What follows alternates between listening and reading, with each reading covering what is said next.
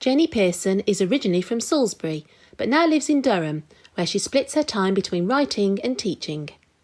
Her successful debut novel, The Super Miraculous Journey of Freddie Yates, was published in 2020, and her second novel, The Incredible Record Breakers, was out earlier this year.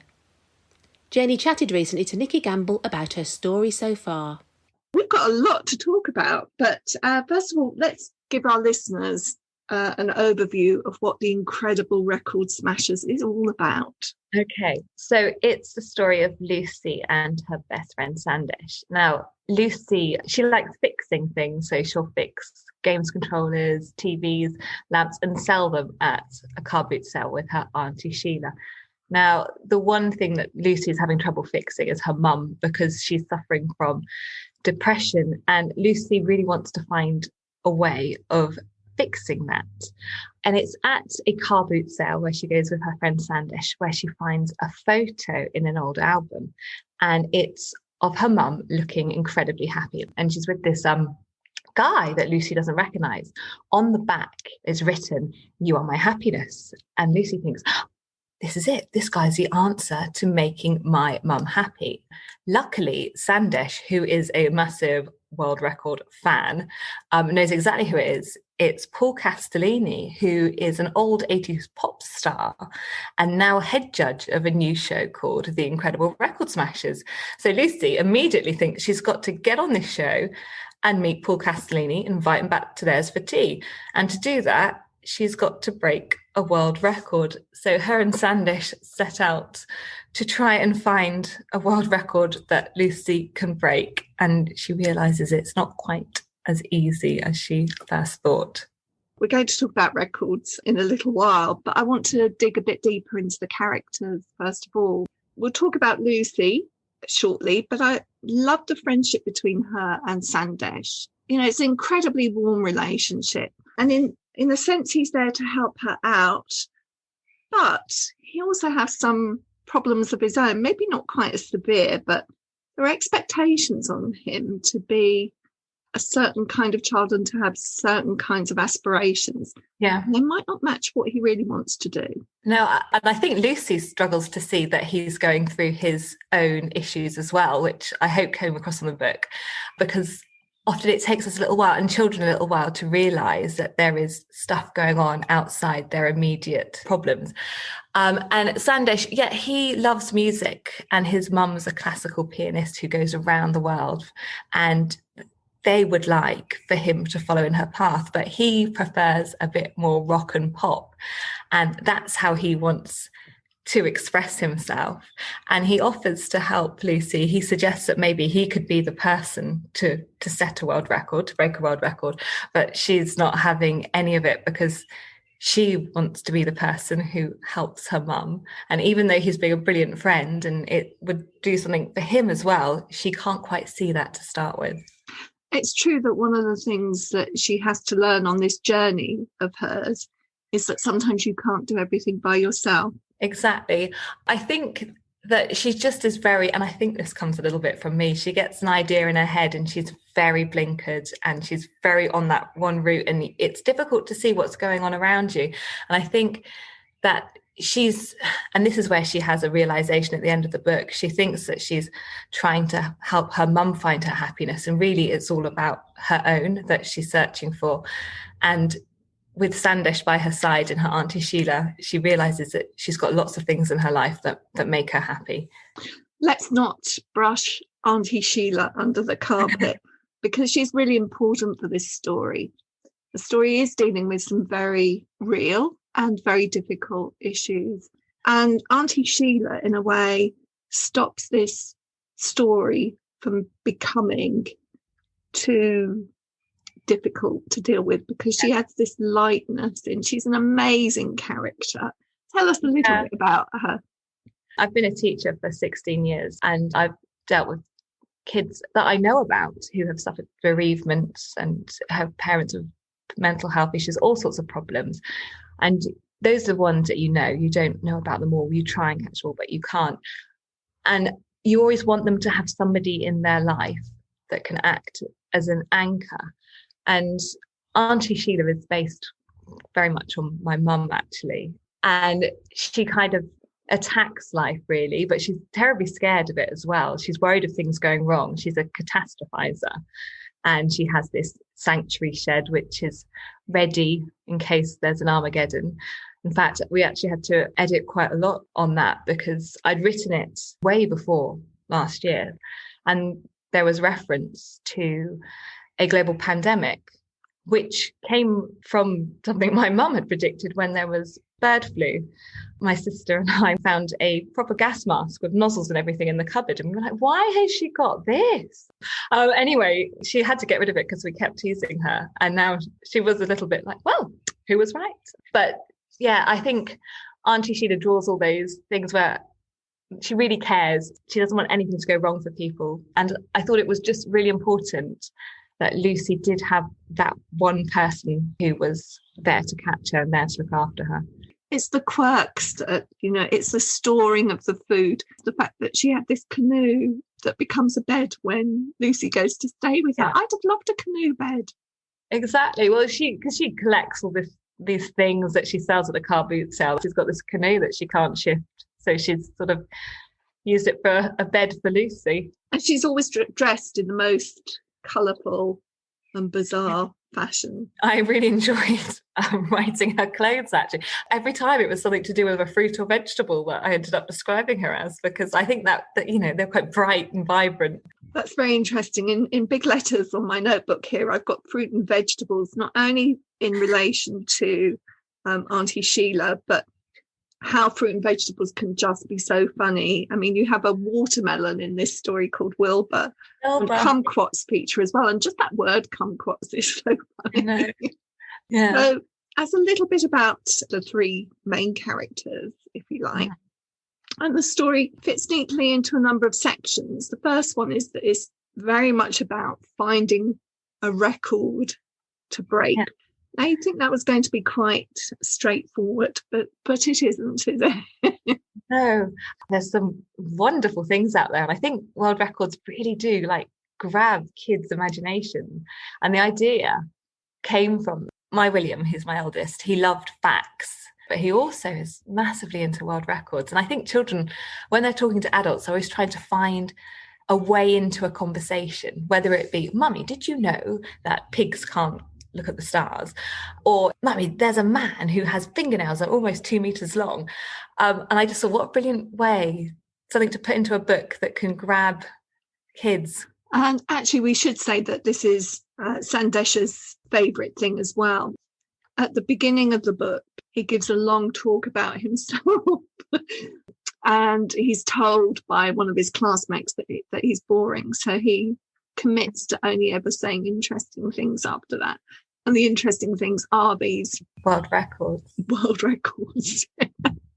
I know. I do feel for him there, because there's nothing worse than being silenced in that way and being told that you're boring and trying to find these interesting things. But I suppose that was those first year 6 presentations, which I've done with my classes many years, where they come and they talk about something that they're passionate about, and it's their chance to share a little bit of them, and it's really good for their confidence at the end of the year before they go off to year 7. And you learn things as a teacher that you didn't know. And so Sandesh talks all about these world records, and then poor Lucy gets up and shows her demonstration on how to fix something. And that's when one of the boys says to her, if you're so good at fixing things, Lucy, why can't you fix your mum? And that really kind of kickstarts her journey into really trying to find something to help. So let's hear about one of these records then. I'm going to read the bit where she tries to break, and this is an actual world record. It's for 100-meter hurdles whilst wearing flippers and a snorkel. And because they don't have hurdles, she's borrowing the crates of ox tongues and things from her auntie's shed to hurdle over. And Sandesh is going to oversee. You'll need to cover the distance in under 4 seconds to have any chance of breaking the record. I looked down the length of our track and said, that can't be right. And he said, you need to take the snorkel off if you want me to understand you, which was a fair enough comment. I pulled my mask up and removed the tube from my mouth. I said, there's no way I'm going to leap over 1 crate of sardines, 1 box of ox tongues, and another box of inflatable flamingos, all the way down to the drain cover outside number 47 in flippers and a snorkel in under 4 seconds. Sandesh pulled the mask away from my head, let it spring back onto my face, which luckily for him didn't hurt, and said, "That's a rubbish attitude for a record smasher." I suppose he was right about that too. I had to at least believe it was possible. I set about getting myself in the record smashing zone by doing a bit of high knees running on the spot, followed by a few lunges and then some squats. I saw Mrs. Norris from across the way looking at me through her net curtains. I shouted, "Watch on, Mrs. Norris, you're about to see history in the making." But I doubt it sounded like that because of my mouth being full of snorkel. After I was fully warmed up and raring to go, I gave Sandesh a double thumbs up. I couldn't be sure because both my mask and my glasses had got a bit steamed up, but I thought he was smiling, a very proud smile at me. Looking back now, I think it may have been more of a smirk, but I didn't realise it at the time. Sandesh stood at the finish line and gave his starting orders, which was a countdown from 4. I just let him get on with it this time. 4, 3, 2, 1, go! And I was off. Turns out, running in flippers requires quite a bit of adaptation to your regular running technique. Over the course of the 20 metres, I experimented with a few different styles. I began with exceptionally high knees, but that got a bit tiring. So I switched to swinging my legs in sideways semicircles, but I wasn't getting anywhere fast like that. I was going to try longer strides, but by then I'd reached a crate of sardines and my first jump. At the last minute, I bottled actually leaping over it and decided to leapfrog it instead. I did not think I was going to achieve a clean landing, but I did, and I was up and slapping my feet across the tarmac once more. At the ox tongues, I went for a commando-style roll over the top, which allowed me to maintain my rhythm. Things seemed to be going really rather well. I was feeling surprisingly confident, and the end was in sight. I only had a few more metres to go before the flamingos. Because of all the success I was having, I thought I might as well attempt a proper hurdle and finish up in style like a top-class record smasher. My first leg cleared the flamingos, but the flipper of my trailing leg caught the edge, flipped the box over, and before I knew it, my world went luminous pink, and I was upside down with my head in a box of tropical poultry, with my own webbed feet bicycling madly above me. It took Sandesh quite some time to leap into action and help me out. I'd like to think he was shocked into inactivity rather than enjoying the moment. I pulled my mask up off my face. How did I do? It's quite a perilous task for Lucy. One of the records that she tries to break is to do with having a number of clothes pegs attached to your face, and it accidentally gets pegged onto an eyelid, which I just found both incredibly funny, but I did feel for her. Her pain. I put her through it, don't I, the poor girl? She, they're not easy, these record-breaking things, are they? They're world records for a reason. The record breaking is great, but that's not the only thing that happens in the story here. How did your initial idea develop into a story, and how did that grow? For me, all my stories start with character, actually. So I had Lucy in my head, and I had this idea of this young girl who really wanted to help her mum, and how it's a really difficult thing to say how all these things intertwine in it. A lot of it comes for me in the writing, and I really wanted to have like a really, because I see so many wonderful kid friendships in the classroom, and with all my books I really try and get that across on the page. I really wanted to show how brilliant kids are at being there for each other when times aren't great. Like Sandesh is willing to wear a spangly gold leotard pretty much for her to help her get what she wants. And then the mental health issue, because as we said before, there are lots of Lucys in classrooms up and down the country who are dealing with this. I think it's 2.9 million kids with parents who are suffering with mental health issues, and it's not just them dealing with it, it's equipping their friends with the vocabulary and the language to be able to talk to them about it. Just opening up conversations in the classrooms and getting children knowing where to go for help. Usborne was so brilliant because they found Our Time, a charity, who have put a wonderful thing in the back of the book where kids can go to for support. And also it's great for teachers to see that as well. You know, oh, there are these people who are specifically able to give support to kids who are struggling at home because their parents are struggling. And one of the things that really kind of leapt out at me was they want to get support in there to stop those kids, you know, suffering from mental health issues themselves. And you can see how it can be that you've got to find ways to stop that cycle. You said something there that I found really interesting, and I think it applies to all kinds of social issues that arise in school. And that's how you mobilise other children in the class to help deal with those problems, rather than just focus on the child that's having those problems. I think that's really key. All of these issues they're community problems, aren't they? With depression or with someone who's grieving, they've got needs that need to be met by the people around them. And people want to help. And it's just, we've got to find ways that we can help people help.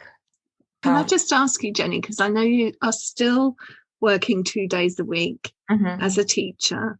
At the point that we're recording this, obviously things are trying to get back to normal after a pandemic, after a series of lockdowns. Do you have any experience that tells you that these issues are going to be exacerbated over the next few years? Or have you found that children are much more resilient? Children are generally very resilient. You know, we have had a bereavement in our class, which is incredibly difficult in lockdown when you can't see those kids. I think schools are great. I think teachers know when you need to get people in to help. We've got a brilliant school counsellor. And, you know, I think we could all speak to him at some points. And actually, he does sit in the staff room and you find people just loitering around to ask him a few questions. Do I think things are going? I think adults are going to struggle with this harder. I think kids are generally quite good, but we mustn't forget that there are some children who have had an incredibly hard lockdown. And I think that there will be kids that we've got to keep an eye out as, you know, as a community. I hope generally children are all going to be okay. I do trust in teachers in picking up on those issues and helping them. I do. Definitely. So one of the things that I wanted to say was how, you know, reading books like this are an important part of that healing process, because they're light-hearted, but they deal with difficult issues. They open up the possibility for conversation. And when you read aloud a book like this or you know, similar, you're developing and fostering a sense of community that makes it very safe for that conversation. And I think laughter does do that, doesn't it? I do believe that if you can make a child laugh, you're kind of building up a trust, because you've got them to open up that emotion. So they almost trust you. You made me laugh. And then you can explore some deeper themes. And then they know that you're going to catch them again and you're going to give them something to laugh about or something joyous or something fun afterwards. Do you enjoy reading aloud to your class? Oh my gosh, it is the best part of the day. And it's not just because there's no planning or marking. It is just the most joyous thing to, you know, either sit on the carpet with some kids or read to a class and go on some fantastic adventures together and to talk about them and to laugh together or be quite scared or cry, which is generally just me. Private Peaceful, I did that 3 years in a row at one school, and floods every single time, asking a child to carry on. But I love that experiencing emotions with your class. It's really bonding. So you don't shy away from reading something that's too sad or frightening. Do you enjoy reading scary books to them too? Do you know what? Personally, I'm terrible with scary books. I can't watch them, can't read them. I get incredibly, because I feel like it's happening to me, and I get very anxious. So we did in year 4 Podkin One Ear, which is quite scary in parts, brilliant. But some of the kids were like, I dreamt I was a bunny rabbit last night, and there was, you know, and it was really, I was like, it's quite scary. And I suppose you have to. You choose the books for your class. You do. Yeah, absolutely. And there were so many wonderful. It's such a hard choice. It takes me ages to decide what to read. So as a writer and a teacher who enjoys reading aloud a lot to your class, what connections do you see between them having this kind of rich reading experience and how that supports their writing? So we tend now to teach from books. So all our grammar and everything, like the comprehension all comes from the book that we're doing. And I love teaching like that because you get a deep understanding of it. And the kids, rather than a standalone comprehension, it's so sort of not relevant to them. They can't, but when they're into the story, you get some brilliant, and the writing they produce, such an improvement. If they, and those little bookworms in your class that are reading, there is a definite correlation to how the writing that they're doing across all subjects, and their understanding that, and their ability to sort of figure stuff out in history or RE or show empathy. I can't say enough how much it impacts a child's education, because the stories just spark little ideas, from Catherine Rundell in The Jungle, or or Podkin, or Frank Cottrell Boyce's Millions. Oh my gosh, what would you do with money? Or By Spy recently, they've loved that, and Uma and the Answer to Absolutely Everything.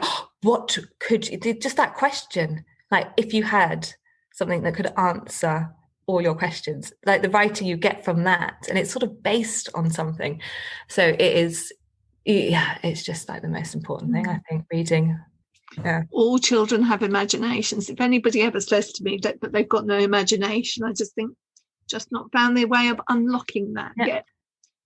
I'm interested to know now that you're sort of writing as a career as well, how your skills as a writer have impacted on your skills as a teacher. I'm much better at teaching how to write now. So much better, because when I started writing, I had no clue, and very quickly learned a lot. I still am a little hazy on commas, I'm not gonna lie, but being able to teach them about story structure and looking out for things, and I do that actually often through looking at films, like Disney films. This is the trough of hell at Sing, when the auditorium blows up and nobody knows what's going to go on, and look, here is our climax and then our resolution. So because I'm looking out for it a lot more in stories, because I understand how they're structured. And before, I teach point of view. You're going to write in first person, but now I understand what you can do in these different perspectives, and you can give that to kids. So I'm a much better teacher at how to write stories, absolutely, because I've recently learnt it. And I always think if you recently learn something, you're much better at teaching it. When you say you've recently learnt that, how much came from playing around with the writing yourself? How much of that was input from a good editor? I came to writing quite late, and a bit like Lucy, I'd say, I got quite obsessed about it, and I did the Write Mentor course and Curtis Brown, and I read every book I could about writing, because Freddie Yates was pretty finished and done. My agent didn't have too many edits, but I think a lot of it was through getting it terribly, terribly wrong in the first book that I wrote, which took me a year, and it really was my learning book, and that will never come out. But I didn't know about keeping things, the timeline, or, tense, or head hopping. I learned so much. And then obviously still learning and hopefully getting better. But I try and take on board everything that my editors say. So it comes from all sources, I think, how you get better. And you just have to be open and not take anything personally. I think because I was sporty, and I'd be constantly told my technique was wrong in swimming, or and I'd be like, how was that tumble turn? What could I do? I'm kind of used to getting that kind of feedback and just taking it on the chin. So it sounds as though there's a third book almost ready to deliver. That's on the fourth one. Since I've been writing, I just can't stop. I'm at the laptop all the time. I love it. I just crave time to be able to do it. So I've had just lots of ideas that I've been working on and just enjoying. I think because I'm still so surprised that I'm an author, I just want to keep writing until, what happens if I'm actually not? Or somebody says, what are you doing? Why are you publishing her? So while Usborne have me, I'm just throwing manuscripts at them. But yes, so the next book is Grandpa Frank's Great Big Bucket List, which is about a boy who is accidentally left some money in a will, because he's got the same name as his dad and the same name as his granddad, which happened in my family. And he gets £500,000 and the instructions to look after his grandfather. So he takes him off on like a live your best life bucket list, and there's monster trucking. And his grandfather's suffering from, well, he's got dementia. And he's been estranged from the family. So again, it's like a family building relationships again. So yeah. Sounds great. Jenny, I've loved talking to you today. It's been great. Thank you so much. It's lovely to talk to somebody that manages to balance not only family life and writing, but teaching as well. Thank you so much for talking to me today. Thank you so much for having me on. It's been lovely. In the Reading Corner is presented by Nikki Gamble and produced by Alison Hughes. If you have enjoyed this podcast, please do leave a review for us. To find out about other projects, including an audience with events and the Exploring Children's Literature Summer School, visit www.exploringchildrensliterature.uk. Join us again soon in the Reading Corner on your favourite podcast platform.